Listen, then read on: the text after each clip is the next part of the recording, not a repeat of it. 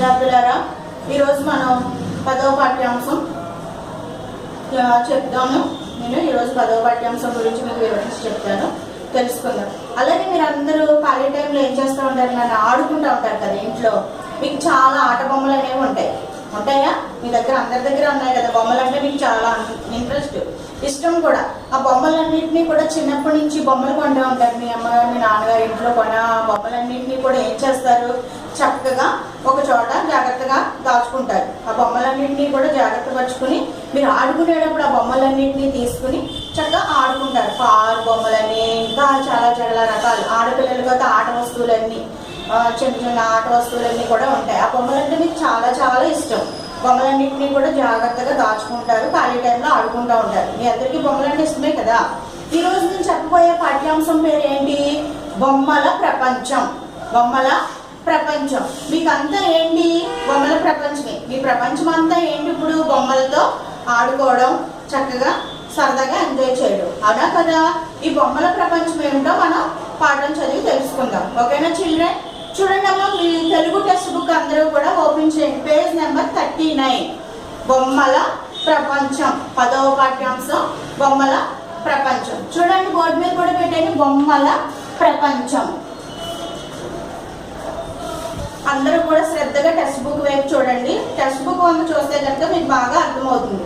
పిల్లలకు బొమ్మలంటే ప్రాణం. పిల్లలంటే ఎవరినన్నా, మీరు అందరూ పిల్లలే. బొమ్మలంటే ఏంటి? ప్రాణం. అంటే ఏంటి? మీకన్నా ఎక్కువగా జాగ్రత్తగా చూసుకుంటారు బొమ్మల్ని. చాలా భద్రపరిచి దాచుకుని, ఎవరైనా ముట్టుకున్నా నా బొమ్మలు ముట్టుకోవద్దని ఏడుస్తూ ఉంటారు, అవునా కదా? పిల్లలకి బొమ్మలంటే ప్రాణం అంట. ప్రాణంగా సమానంగా చూసుకుంటారంట. పిల్లలు వ్యతిరేక పదం ఏంటి? పిల్లలు అంటే వ్యతిరేక పదం ఏంటన్నా? పెద్దలు. పిల్లలు అంటే పెద్దలు. కొన్ని బొమ్మలను చూడగానే పిల్లలతో పాటు పెద్దలకు కూడా సంబరపడిపోతారు. కొన్ని బొమ్మలను చూడగానేనంట పిల్లలతో పాటు పెద్దవాళ్ళు కూడా చాలా ఆనందపడతారంట, సంబరపడిపోతారు, అవును కదా? మనం ఎక్కడైనా షాప్కి వెళ్ళామనుకోండి, అక్కడ మంచి బొమ్మను చూస్తే మనకి ఎలా ఉంటుంది? చాలా ఆనందంగా ఉంటుంది. ఆ బొమ్మను చూడగానే మనకి అదొక రకమైన అనుభూతిలా కలుగుతుంది. ఆ బొమ్మను కొనుక్కోవాలా అనిపించేలాగా ఉంటుంది. పెద్దవాళ్ళకి కూడా బొమ్మలంటే సరదా పడతారట. కొన్ని బొమ్మలు పెద్దవాళ్ళని కూడా ఆకర్షిస్తూ ఉంటాయంట. ఆ బొమ్మలు మనం కొనాలి, మన ఇంట్లో పెట్టుకోవాలి అనే విధంగా ఉంటాయంట కొన్ని బొమ్మలు. ప్రాచీన కాలంలో చాలా వరకు బొమ్మలను చేతితోనే తయారు చేసేవారు. ప్రాచీన కాలంలో, పూర్వకాలంలో చాలా వరకు ఎక్కువ శాతం బొమ్మలను ఎలా తయారు చేసేవారు నాన్న? చేతితో, హ్యాండ్మేడ్ అంటే చేతితో తయారు చేసేవారు. ఏ బొమ్మనైనా కూడా చేతితో తయారు చేసేవారు. ఆధునిక కాలంలో యంత్రాల సహాయంతో బొమ్మలను తయారు చేస్తున్నారు. ఆధునికం అంటే ఈ రోజుల్లో, నవ్యడేస్ లో అంటే ఈ రోజుల్లో, ఈ జనరేషన్ లో ఆధునికం అంటే వ్యతిరేక పదం ఏంటన్నా? ఆధునికం, ప్రాచీనం. ఆధునికం అంటే వ్యతిరేక పదం ప్రాచీనం. ఈ ఆధునిక కాలంలో యంత్రాల సహాయంతో అంటే మిషనరీ ద్వారా ఈ బొమ్మల్ని తయారు చేస్తున్నారు. యంత్రాల ద్వారా, మిషన్ల ద్వారా ఈ బొమ్మలన్నింటినీ కూడా తయారు చేస్తున్నారు. రకరకాలైన బొమ్మలు తయారవుతున్నాయి. చాలా రకరకాలైన బొమ్మలు ఈ మిషన్ల ద్వారా మీకు తయారవుతున్నాయి, మార్కెట్లోకి వస్తున్నాయి, అవునా కదా? మీరు అందరూ కొనుక్కుంటున్నారు, ఆడుకుంటున్నారు. నేడు విద్యా బోధనలో బొమ్మల ఉపయోగం చాలా ఉంది. నేడు అంటే ఈ రోజుల్లో మనకి విద్యా బోధనలో మీరు చదువుకోవడానికి కూడా అనేక రకాలుగా ఉపయోగపడుతుంది ఈ బొమ్మలన్నీ కూడా. అంటే సైన్స్ పరంగా ల్యాబుల్లోనూ, లేకపోతే మీకు ఏదైనా లెసన్ మేము ఎక్స్ప్లెయిన్ చేయాలన్న బొమ్మ చూపించి, అలాగా విద్యా బోధనలో అంటే చదువుకి కూడా ఈ బొమ్మలు చాలా రకాలుగా ఉపయోగపడుతున్నాయి. ఉపయోగం అంటే వ్యతిరేక పదం ఏంటన్నా? నిరుపయోగం. ఉపయోగం, నిరుపయోగం. ఈ బొమ్మలు పిల్లల ఆలోచన శక్తి, జ్ఞాపక శక్తి అభివృద్ధి చెందడానికి చాలా ఉపయోగపడతాయి. ఈ బొమ్మలన్నీ కూడా పిల్లలు అంటే మీ అందరికీ కూడా ఆలోచన శక్తి, ఆ బొమ్మను చూడంగానే ఆలోచన శక్తి అనేది పెరుగుతుందంట. అమ్మో, ఈ బొమ్మ ఏంటి ఇలా ఉంది, ఎందుకు ఇలా ఉంది, ఈ బొమ్మ ఏంటి, అసలు దీని పేరేంటి, అన్ని విధాలుగా మీరు ఆలోచిస్తారట. జ్ఞాపక శక్తి కూడా వస్తుంది. కొన్ని విషయాలు మర్చిపోయారు అనుకోండి, మీరు బొమ్మలను చూపిస్తే ఆ విషయాలన్నీ కూడా మీకు గుర్తుకొస్తూ ఉంటాయి. జ్ఞాపక శక్తి, ఆలోచన శక్తిని కూడా పెంచుతుందంట మీకు. ఆ విధంగా కూడా ఈ బొమ్మలన్నీ కూడా ఉపయోగపడుతున్నాయంట. చేతితో తయారు చేయడాన్ని హస్తకళ అని అంటారు. చేతితో బొమ్మలు తయారు చేయడం ఏమంటారు? హస్తకళ. హస్తకళ అంటే అర్థం ఏంటి? చేతి పనులు. హస్తకళ అంటే అర్థం ఏంటన్నా చేతి పనులు. బొమ్మల తయారీ కూడా ఒక అద్భుతమైన హస్తకళే. బొమ్మల తయారీ కూడా ఒక అద్భుతమైన అంటే ఏంటది దేవుడిచ్చిన వారం బొమ్మలు తయారు చేయడు. ఒక అద్భుతమైన హస్తకళ అంటే చేతితో తయారు చేయడు. చేతితో తయారయ్యే బొమ్మలు అలనాటి నాగరికతను సంస్కృతిని తెలియజేస్తాయి. చేతితో తయారయ్యే బొమ్మలన్నింటినీ కూడా అలనాటి అంటే పూర్వకాలంలో నాగరికత అంటే ఒక బొమ్మ చూసామనుకోండి, ఇది వరకు కాలంలో రాజులు ఇలా ఉండేవారు, లేకపోతే గాంధీ గారి బొమ్మ చూసామంటే గాంధీ గారు ఎలా ఉండేవారు, నెహ్రూ అలాగ బొమ్మలను చూసి మనకి పూర్వకాలంలో ఏం జరిగింది, ఎవరు ఎలా ఉండేవారు, అవన్నీ విషయాలు కూడా ఈ బొమ్మల ద్వారా మనకు తెలుస్తాయి. సంస్కృతిని ఆచార వ్యవహారాన్ని కూడా మనకి ఈ బొమ్మల ద్వారా తెలియచేస్తాయి. సంస్కృతి అంటే ఏంటన్న అర్థం ఆచార వ్యవహారాలు. సంస్కృతి అంటే అర్థం ఏంటి ఆచార వ్యవహారాలు అంటే పూర్వకాలంలో ఎలా ఉండే ఆచారాలు, ఎలా జీవించేవారు, ఇవన్నీ కూడా మనకి బొమ్మల ద్వారా తెలుస్తాయంట. భిన్న ప్రాంతాలలో తయారైన బొమ్మలు ఇతర ప్రదేశాలకు విక్రయించడానికి చేరినప్పుడు ఆయా ప్రాంతాల సంస్కృతి నాగరికత అక్కడి వారికి తెలుస్తాయి. ఏంటంట ఇక్కడ భిన్న ప్రాంతాల్లో వివిధ ప్రాంతాల్లో తయారైన ఆ బొమ్మలన్నీ కూడా ఇతర దేశాలకు ఇతర ప్రదేశాలకు విక్రయించడం అంటే ఏంటి, కొనేటప్పుడు ఆ బొమ్మలు కొనేటప్పుడు ఆయా ప్రాంతాల సంస్కృతి నాగరికత మనకు తెలుస్తుంది. ఆయా ప్రాంతాల్లో నాగరికత ఎలా ఉండేది, ఆచార వ్యవహారాలు ఎలా ఉండేవి, అక్కడ వాళ్ళు ఎలా జీవిస్తూ ఉండేవారు, ఆ బొమ్మలను బట్టి మనకి తెలుస్తుందంట. బొమ్మల తయారీ ఇప్పటికీ గ్రామీణ ప్రాంతాలలో కొనసాగుతుంది. బొమ్మల తయారీ ఇప్పటికీ అంటే ఈ రోజుకి కూడా పల్లెటూరుల్లో గ్రామీణ ప్రాంతాలలో ఇప్పుడు కూడా ఇంకా తయారు చేస్తూనే ఉన్నారంట. ఎంతో మంది హస్తకళాకారులు ఉపాధిని కల్పిస్తూ ఉంది. ఎంతో మంది హస్తకళాకారులు అంటే చేతి పనుల ద్వారా అంటే చేతితో తయారు చేయడం ఆ పనులన్నీ కూడా ఇప్పటికీ కూడా వాళ్ళకి ఉపాధి అంటే వాళ్ళ జీవించడానికి డబ్బులు రావడానికి కూడా ఇంకా ఉపయోగపడుతుందండి బొమ్మల తయారీ. మన దేశంలో ఎన్నో ప్రాంతాల్లో అందమైన బొమ్మలు తయారవుతున్నాయి. మన దేశంలో ఎన్నో ప్రాంతాలలో అందమైన బొమ్మలు, చాలా బ్యూటిఫుల్ అయిన బొమ్మలు, అందంగా ఉండే బొమ్మలు తయారవుతున్నాయంట. ముఖ్యంగా ఏంటి ఆంధ్రప్రదేశ్ లో తెలంగాణ రాష్ట్రాల్లో హస్తకళా పరిశ్రమలకు పేరు పొందాయి. మన ఆంధ్రప్రదేశ్ కూడా అలాగే తెలంగాణ రాష్ట్రాలు కూడా హస్తకళలకు అంటే చేతితో తయారయ్యే బొమ్మలకు చాలా ప్రసిద్ధి చెందిందంట. ఆట బొమ్మలు మీరు ఆడుకునే బొమ్మలు, కొయ్య బొమ్మలు అంటే ఏంటి, చెక్కతో తయారు చేసే బొమ్మలు. కొయ్య అంటే ఏంటి, చెక్కతో తయారు చేసే బొమ్మలు. తోలుతో చేస్తారు కదా తోలు బొమ్మలు. చేనేత పరిశ్రమ, కలంకారీ అద్దకం, తివాసీలు, కంబళ్ళు నేయడం మొదలైనవన్నీ కూడా హస్తకళలుగా గుర్తింపు పొందాయి. ఏంటంట కలంకారీ అద్దకం, ప్రింటింగ్ వేస్తారు కదా సారీస్ మీద, బెడ్షీట్స్ మీద, లేదా ఇంకా డిజైన్ గా బొమ్మలు వేసి ఆ బొమ్మల్ని మనకు అద్దకం రూపంలో తయారు చేస్తారు. అలాగే తివాచీలు అంటే ఏంటి, మనం ఇళ్లలో వేసుకుంటాం కదా కార్పెట్స్ తయారు చేస్తూ ఉంటారు కదా అవి తివాచీలు. కంబళ్ళు అంటే కప్పుకునే రగ్గులు, ఇవన్నీ కూడా బాగా తయారవుతున్నాయంట. మొదలైనవన్నీ కూడా హస్తకళలు అంటే చేతితో తయారు చేస్తున్నారు. ఇవన్నీ కూడా మనకి చేతితో తయారు చేస్తున్నారు. వీటిలో అందమైన బొమ్మల తయారీ గురించి తెలుసుకుందాం. వీటిలో చాలా అందంగా తయారయ్యే బొమ్మలు ఏంటో వాటి గురించి మనం ఈరోజు తెలుసుకుందాం. ఓకే, మన భారతీయ సంస్కృతిలో ఆట బొమ్మలకు ప్రముఖమైన స్థానం ఉంది. మన భారతీయ సంస్కృతిలో అంటే మన సంస్కృతిలో ఆట బొమ్మలకు చాలా ముఖ్యమైన స్థానం ఉందంట. ఎవరింట్లో అన్నా చూసిన చూడండి, ఎవరింటికి వెళ్ళినా కూడా బొమ్మలు అనేవి ఉంటాయి.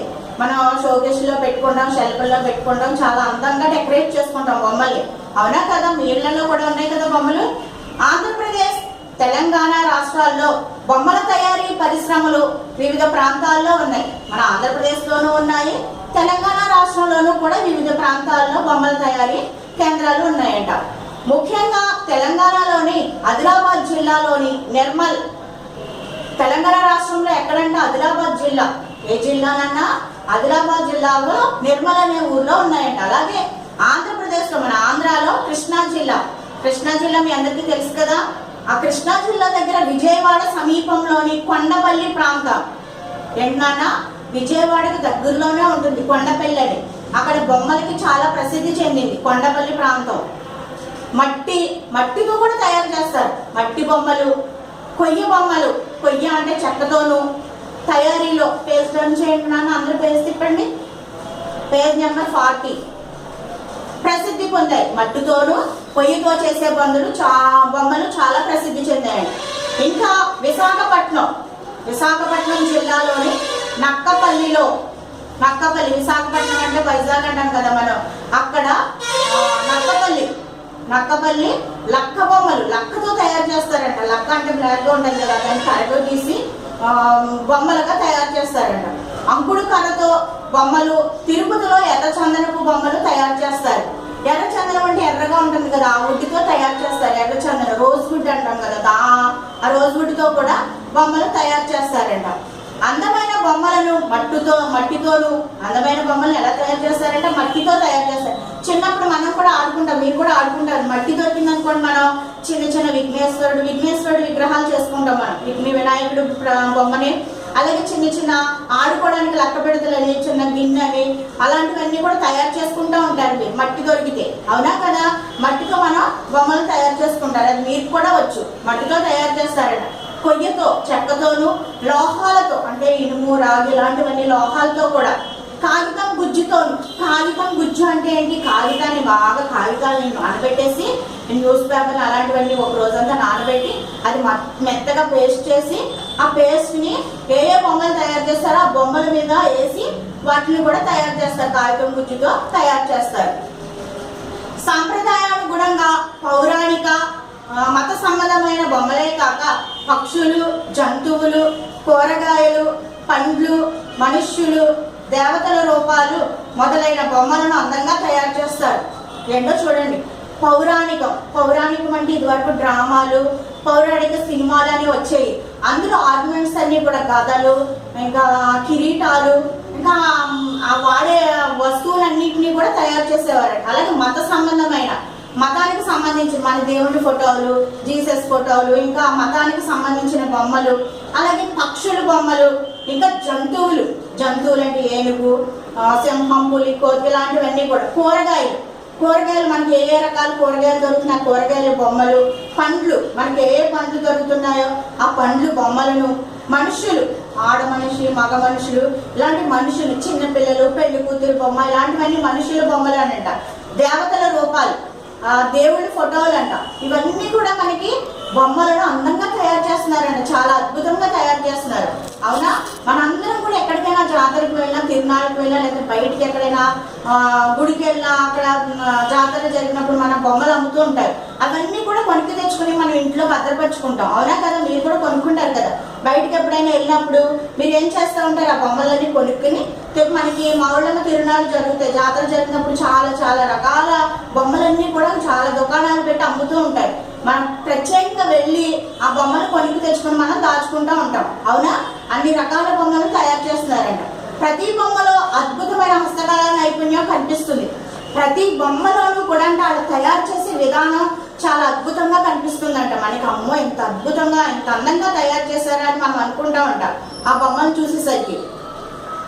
కొయ్య బొమ్మలను తయారు చేయడానికి ముందుగా తగిన కొయ్యను కావలసిన ఆకారంలో చెక్కుతారు. కొయ్య బొమ్మలు అంటే చెక్కతో తయారు చేసే బొమ్మలంట. ఆ బొమ్మను తయారు చేసేటప్పుడు ముందుగా ఏ బొమ్మను అయితే తయారు చేస్తున్నామో వాళ్ళకి ఒక ఐడియా ఉంటుంది కదా, ఆ కావలసిన చెక్కను ఆకారం చెక్కుతారంట. ఆకారం అంటే ఏ షేపు ఏంటని ఆ ఆకారంలో చెప్పుకుంటూ ఉంటారంట. ఆపై చింతగింజల అంబలి సాయంతో కావలసిన ఆకృతితో మలుస్తారు. ఆ పైన అంటే ఒక బొమ్మని, ఒక చెక్కని కట్ చేసిన తర్వాత చింతగింజలు అంటే చింతకాయ ఉంటుంది, అందులో లోపల గింజలు ఉంటాయి కదా, ఆ గింజల్ని నానబెట్టి ఒక అంబలిలాగా తయారు చేసి దాని సాయంతో ఆ చెక్క మీద వేసి ఒక ఆకృతి అంటే అర్థం ఏంటన్న ఆకృతి అంటే అర్థం ఏంటి? ఒక ఆకారాన్ని సృష్టిస్తారంట. మనకి ఏ రకమైతే బొమ్మలు కావాలో ఆ ఆకారాలను వాళ్ళు సృష్టిస్తారు, మలుస్తారు, అంటే అలా తయారు చేస్తారు. ఆ తరువాత అందమైన బొమ్మగా మలుస్తారు, అందమైన రంగులు వేస్తారు, అందమైన బొమ్మగా తయారు చేస్తారంట. ఎంత అందంగా, మీరు ఎంత అందంగా అయితే ఉంటారో అంత అందంగా బొమ్మలు తయారు చేసి వాటికి రంగులు వేస్తారు. రంగులు అంటే కలర్స్ వేస్తారంట. నిర్మల్ కొయ్య బొమ్మలకు ప్రసిద్ధి. నిర్మల్ ఏంటన్నా కొయ్య, చెక్కతో తయారు చేసే బొమ్మలన్నింటినీ కూడా ప్రసిద్ధి చెందింది అంట. అక్కడ బొమ్మలను కొయ్యతోను, అక్కడ నిర్మల్లో బొమ్మలను ఏం చేస్తారు? కొయ్యతో అంటే చెక్కతోను, మట్టితో, నల్ల మట్టి ఉంటుంది కదా, మట్టితోను, సజీవ రూపాలుగా అన్నట్లు సృష్టిస్తారు. సజీవం అంటే ఏంటి? ఈ బొమ్మ బతుకుందా, దీనికి ప్రాణం ఉందా అని అన్నట్టు మనం సృష్టిస్తారు. సృష్టించడం అంటే ఏంటన్న అర్థం? తయారు చేస్తారు. సృష్టిస్తారు అంటే అర్థం ఏంటి? తయారు చేస్తారు. అంటే ఈ మా బొమ్మకు ప్రాణం ఉందా, ఈ బొమ్మ నుంచుందా లేదా నడుస్తుందా అన్నట్లు అలా సృష్టిస్తారంట. మనకు అంత అందంగా తయారు చేస్తారంట ఆ బొమ్మలను. కళాకారులు కొన్ని ముడి పదార్థాలతో బంగారు ఛాయగల రంగును వేసి మట్టి బొమ్మలకు వేస్తారు. కొన్ని పదార్థాలు, ముడి పదార్థాలు, కొన్ని పదార్థాలను కలిపితే బంగారు ఛాయ, బంగారు ఏ కలర్లో ఉంటుంది? గోల్డ్ కలర్లో ఉంటుంది కదా. ఆ బంగారు ఛాయ అంటే ఆ రంగుని ఏం చేస్తారంట? మట్టి బొమ్మలకు వేస్తారంట. ఆ గోల్డెన్ కలర్లు మట్టి బొమ్మలకు వేస్తారంట.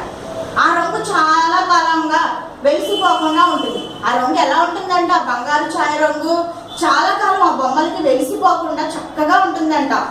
అడవుల్లో అరుదుగా దొరికే పొలికి కర్రను కొయ్య బొమ్మల తయారీకి ఉపయోగిస్తారు. మనకి అడవులు తెలుసు కదా, అడవి ప్రాంతాలు ఉంటాయి. అడవుల్లో ఏంటి మనకి ఎక్కువగా కర్రలు దొరుకుతూ ఉంటాయి. ఆ అడవుల్లో దొరికే పొలికి ఒక కర్ర పేరు అది. పొలికి అనే కర్రనంట ఆ కొయ్యతో, ఆ కర్రతో బొమ్మలను తయారు చేస్తారు, తయారీకి ఉపయోగిస్తారు. ఉపయోగం వ్యతిరేక పదం ఏంటి? నిరుపయోగం. ఉపయోగం అంటే వ్యతిరేక పదం ఏంటన్నా? నిరుపయోగం. ఈ కొయ్య మెత్తగా ఉంటుంది. ఈ చెక్క ఎలా ఉంటుందంట? మెత్తగా ఉంటుందంట. కావలసిన రూపాన్ని సులభంగా చేయడానికి వీలు కలిగిస్తుంది. కావలసిన రూపం, వాళ్ళ షేప్ కట్ చేసుకోవడానికి మెత్తగా ఉంటుందంట కర్ర. ఆ కర్ర మెత్తగా ఉండడంతో కట్ చేసుకోవడానికి వీలుగా ఉంటుందంట. కొండపల్లిలో బొమ్మలను తయారు చేయడానికి పొలికి అనే మెత్తని కర్రను ఉపయోగిస్తారు. కొండపల్లిలో కూడా బొమ్మల తయారీకి ఏం ఉపయోగిస్తారంట? పొలికి అనే కర్రను ఉపయోగిస్తారు.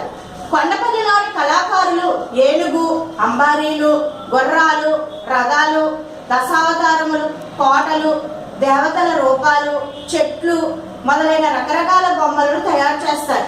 కొండపల్లిలో ఏమేంటంటే ఏనుగులంట, గుర్రాల బొమ్మలు, రథాల బొమ్మలు, దశావతారాలు 10 అవతారాల బొమ్మలు అంట. కోటలు ఎలా ఉంటాయి అలాగా. దేవతలు, మనకు నచ్చిన దేవతల ఫోటోలు, ఇవన్నీ బొమ్మల్ని కూడా తయారు చేస్తారంట. రకరకాల బొమ్మలు, అందమైన బొమ్మలను చాలా అద్భుతంగా తయారు చేస్తారంట.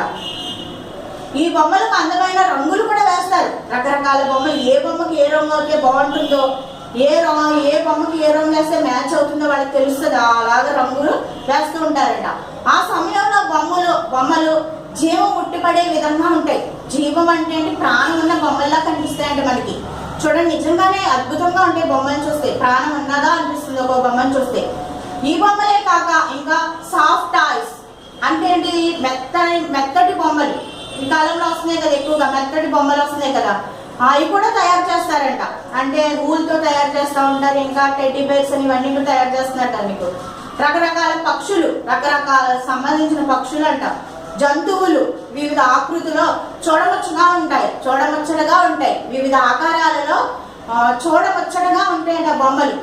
ఈ బొమ్మల తయారీకి ఫర్ అనే ఒక విధమైన ఉన్నిని, స్పాంజీని ప్రధానంగా ఉపయోగిస్తారు. ఈ స్పాంజీ బొమ్మలకి ఫర్ అనే ఒక విధమైన ఉన్ని అంటే ఊలు. ఉన్ని అంటే ఏంటి? ఊలు అంటాం కదా, ఊలు దారాలు ఇవన్నీ అంటాం కదా. వాటితో ఒక స్పాంజితో చక్కగా తయారు చేస్తారంటే అవన్నీ కూడా ఉపయోగించి. ఈ బొమ్మలను స్త్రీలు ఎక్కువగా తయారు చేస్తారు. ఈ స్పాంజీ ఉన్ని బొమ్మలను ఎవరు తయారు చేస్తారంట?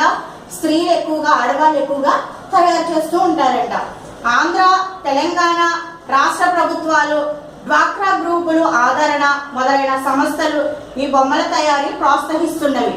మన ఆంధ్రాలోను తెలంగాణలోను ఈ బొమ్మల తయారీకి డ్వాక్రా గ్రూపులు, డ్వాక్రా అని ఒక 10 మంది కలిసి ఒక గ్రూప్ ఏర్పాటు చేసుకుంటారు కదా, మీకు ఐడియా ఉండదేమో, మీ మమ్మీ వాళ్ళకి తెలుస్తుంది. డ్వాక్రా గ్రూపుల ద్వారా మనకి లోన్లు ఇస్తారు. ఈ చేతి పనులు చేసుకునే వాళ్ళకి అందరికీ కూడా ఆ లోన్ల ద్వారా కూడా మనకి డబ్బులు వస్తే ఆ డబ్బు ద్వారా మనం ఈ బొమ్మల తయారీని ఏర్పాటు చేసుకుంటున్నారంట.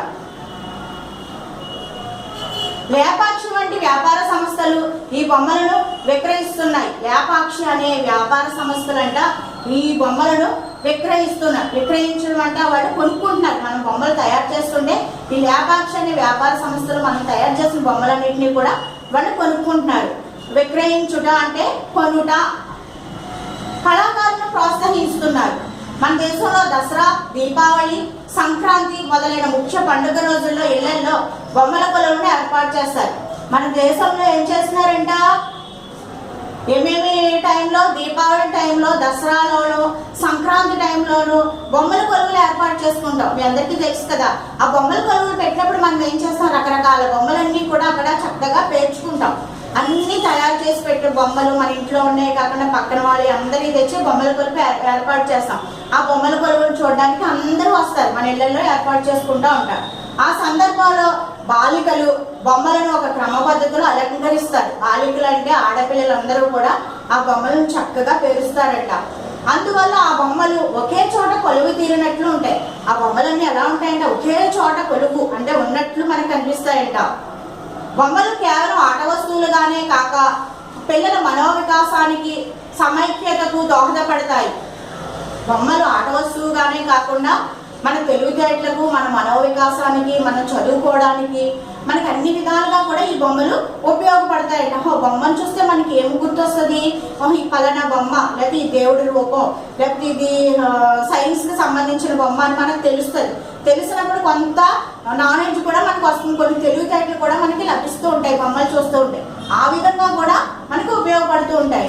అవి పెద్దల కళాభిరుచికి అర్థం పడతాయి. పెద్దల కళాభిరుచికి వాళ్ళు తయారు చేసే అన్నీ కూడా మనకి ఎంతో ఆనందంగా ఉపయోగపడుతూ ఉంటాయంట. అర్థమైందన్న బొమ్మల ప్రపంచం. బొమ్మల గురించి అంటే ఏంటి, బొమ్మలు మనకి అన్ని విధాలుగా కూడా ఉపయోగపడతాయి. మీరు ఆడుకోవడానికి ఉపయోగపడతాయి, చదువు పరంగా విజ్ఞానాన్ని సంపాదించుకోవడానికి కూడా మీకు ఈ బొమ్మలు అనేవి ఉపయోగపడతాయి. అవునా? అలాగే ఇప్పుడు అర్థాలు చెప్తాను. Look at the board, all of you. Board వైపు చూడండి అందరూ కూడా.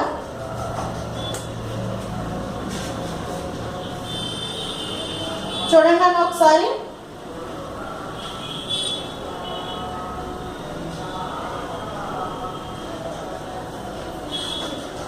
పదాలు, అర్థాలు. సంస్కృతి, ఆచార వ్యవహారాలు, జీవనోపాధి, బ్రతుకు తెరువు, సృష్టించు, తయారు చేయు, భ్రాంతి, భ్రమ, ఆకృతి, ఆకారం, హస్తకళలు, చేతి పనులు. ఇవి అర్థాలు. సంస్కృతి, ఆచార వ్యవహారాలు, జీవనోపాధి, బ్రతుకు తెరువు, సృష్టించు, తయారు చేయు, భ్రాంతి, భ్రమ, ఆకృతి, ఆకారం, హస్తకళలు, చేతి పనులు. అలాగే వ్యతిరేక పదాలు అనేవి. ఆధునికం, ప్రాచీనం, పిల్లలు, పెద్దలు, చిన్న, పెద్ద, విక్రయించుట, కొనుట, ఉపయోగం, నిరుపయోగం, ఐక్యత, అనైక్యత. మళ్ళీ రిపీట్ చేస్తుంది చూడండి అన్న. ఆధునికం, ప్రాచీనం, పిల్లలు, పెద్దలు, చిన్న, పెద్ద, విక్రయించుట, కొనుట, ఉపయోగం, నిరుపయోగం, ఐక్యత, అనైక్యత. అలాగే మీరు లెసన్ ఇంటి దగ్గర మళ్ళీ ఒకసారి అంతా బాగా చదవండి, బాగా అర్థమవుతుందన్న. ఓకే.